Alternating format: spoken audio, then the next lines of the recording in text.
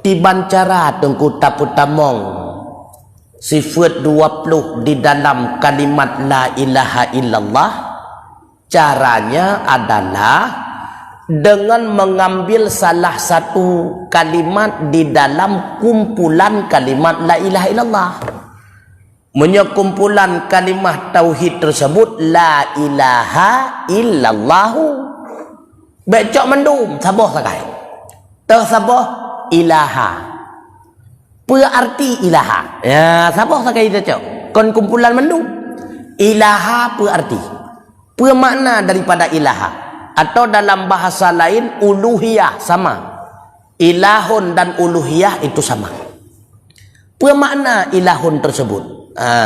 Getafsirkanlah makna daripada ilahun istighna'u an kulli ma siwahu wa iftiqaru ilaihi kullu ma adahu. Zat yang terkaya daripada segala-galanya dan bandum segala-galanya selalu butuh kepada zat tersebut. Yang arti ilahun. Jinau tasusun balik takumpulkan dengan la dan illallah. Karena ilahun meno kata pedebit, kata tafsirkan dengan maksud la lain. Jinau kumpulkan putamong la, putamong illallah. Jadilah kalimat la mustaghniyan an kulli ma siwahu wa muftakiran ilaihi kullu ma adahu. Illallahu la mustaghniyan an kulli ma siwahu wa muftakiran ilaihi kullu ma adahu illallah.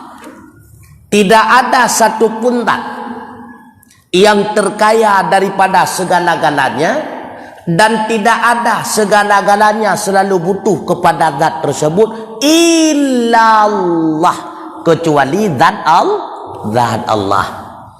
Maka ketika kita mengatakan tidak ada yang terkaya daripada segala-galanya dan segala-galanya selalu butuh kepadanya illallah, dari dua kalimat istighna dan iftiqar. Karena menurut la mustaghniyan berarti istighna, wala muftakiran berarti iftiqar. Dah sifat-sifat dari sifat 20 yang masuk di dalam la mustaghniyan an kulli ma siwahu. Dah sifat di antara sifat 20 yang itamong di dalam la muftakiran ilaihi kullu ma adahu.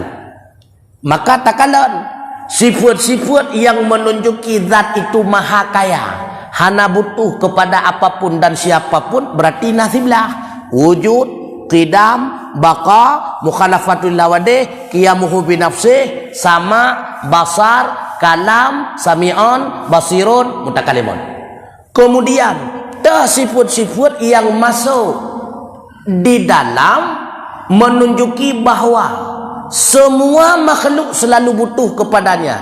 Rupanya kita mengkenan wahdaniyah, qudrah, iradah, talab, hayun, wahdaniyah, qudrah, iradah, ilmu, hayah, qadirun, muridun, alimun, hayun, sikurung bah. Berarti sikurung bah itunya bahawa bandung makhluk perlaya kepadanya karena dianya memiliki sikurung bah sifat tersebut, dan dianya hantam pernah butuh kepada makhluk karena dianya itu memiliki sebelah bah sifat tersebut. Ya confirm nunggu kan? Nyok kabeh dapat Aceh confirm kah? Jadi pakai pancara pertama yang kelakannya baik pertama la ilaha illallah 20 bah sifat tamang dalam kemenan. Jadi baik culak-culak hello man. Jadi melalui uluhiyah definisi daripada ilahun, maksud daripada ilahun tersebut putra. Maka ketika tapilah-pilah lam istighna itamong sebelah boh sifat. Yang sebelah boh sifat yang itamong lam istighna tersebut ada yang dimaksud dengan sifat nafsiyah.